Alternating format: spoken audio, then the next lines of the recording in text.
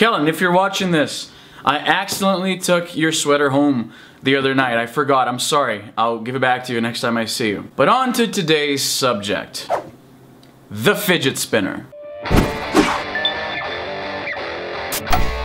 everybody, how's it going? I'm Izzy, and this is the izzynobre Show, and this is the year of the fidget spinner. If you don't know what the fidget I dropped my phone. If you don't know what the fidget spinner is, it's basically China realizing they can make mad bank off of selling plastic and ball bearings to America. This thing is blowing up this summer. It's everywhere. That's what everybody's talking about. There's all these memes on the internet, and I give it maybe, to be generous, 2 more months before nobody gives a shit about that anymore, because that's how it's always been with all of these toy fads in the past, right? So last year we had the hoverboard, which was really broken hips waiting to happen. That shit started exploding everywhere last year, literally. So they weren't allowed on planes, and I think even in airports. You can't be riding around on those ridiculous things on it. I actually thought about buying one of those, and that's how stupid I am. I actually entertained the notion for a little while of picking one of those up. And it's a good thing I didn't, because I'd be a paraplegic now. What about drones? Like, drones are still, I think they're still happening. They're not as popular as, say, the fidget spinner, because they're much more expensive.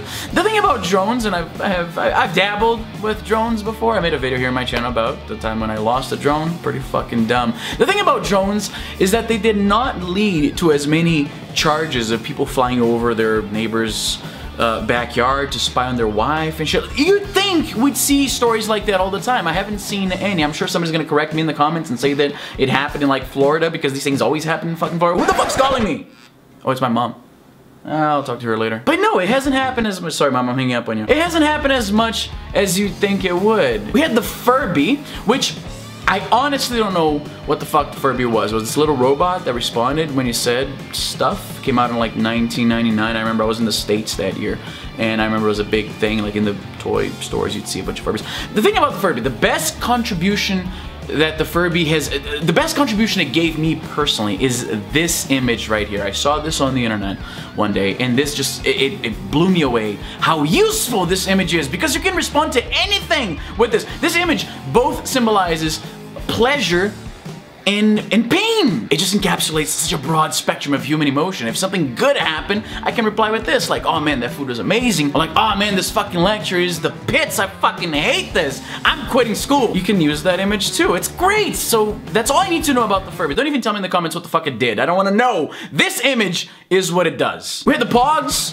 which taught kids both about gambling and cheating at gambling. So great all around. No wonder they were banned in a lot of schools. Pogs. See, I wasn't a big Pogs kid when I was a kid. Only 90s kids will remember this shit. I don't remember Pogs that much because it wasn't my thing. It wasn't my thing. You had to, back home, I'm not sure how it was here in North America, but back home, you'd get Pogs as, you'd get like a bag of like Ruffles or whatever, and they would come inside the bag. So you'd like pick up the Pogs and then like lick that fucking salt dust that there was caked in, and just play with your friends and shit. Pogs were not my thing.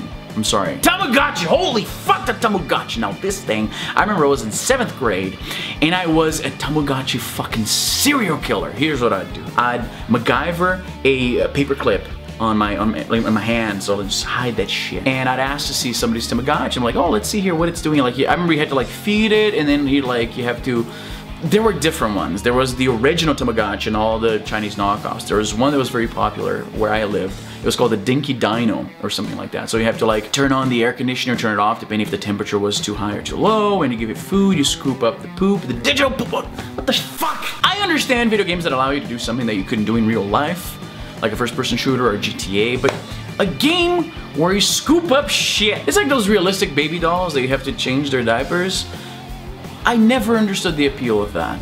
It's like a toy where you have to do the dishes or fold anyway, so what I'd do is I'd hide a paper clip in my hand. I'd ask to see someone's Tamagotchi, and I would start feeling in the back for that little reset button. It's like, when I think about it, that's probably the most gratuitously evil thing I ever did in my life. So I just reset their Tamagotchi. I fucking kill their Tamagotchi, and then I give it back, oh hey, the egg, because when you reset it, it would go back into the egg and I'm like, hey, I'd hide the paperclip and give it back. I'm like, hey, something happened, your thing is dead. And they'd be like, oh, no, you know what, it's actually better than that. It wasn't the little egg, a grave would pop up, I think it was, I can't recall. Anyway, the point is, this little digital creature that they were caring for was now dead because of me. The way I see it, I think I was teaching them about the inevitability of the human condition in what pertains to death. Death is inevitable. So today's a Tamagotchi, tomorrow's fucking grandma. I taught you a lesson here, I think. You know what's funny? I didn't have a lot of these toys growing up. Like Furby didn't have that shit. Tamagotchi, I don't remember having one, I don't think so. I have a few drones, but that's because they were sent to me to do reviews for my main channel. Don't have a fidget spinner, probably won't buy that shit. I wonder what next year's toy craze will be, especially considering that they're kind of devolving technologically speaking, right? So we had the drone, then you had the hoverboard, which is really a misnomer. It's a self-balancing lame board. Now the fidget spinner, which is like a serious technological downgrade. Are we gonna go back to like the little metal hoop with the stick next year, like the ball in a cup? Like what's next? Anyway, that's all the time I have for today. I'm Izzy and I'm done. I do have a fidget cube somewhere here. The thing about the fidget cube, I remember it was a Kickstarter, right? Like some guy came up with that and it's like, oh, it's for you to ease your anxiety and for you to, people who fidget a lot with like pens and things like that, which I actually do. And the whole idea is like you put that in your pocket and you're playing with it and that, you know, calms you down and whatever. And it sucks because you come up with something that low tech. It's obvious that Chinese manufacturers will come up with a knockoff in like a month tops that costs maybe 1/10 of what you spent to develop this thing. What I'm trying to say is it's a tough racket out there for toy makers now that China is just like, hey, what's the new thing on Kickstarter? Let's make that.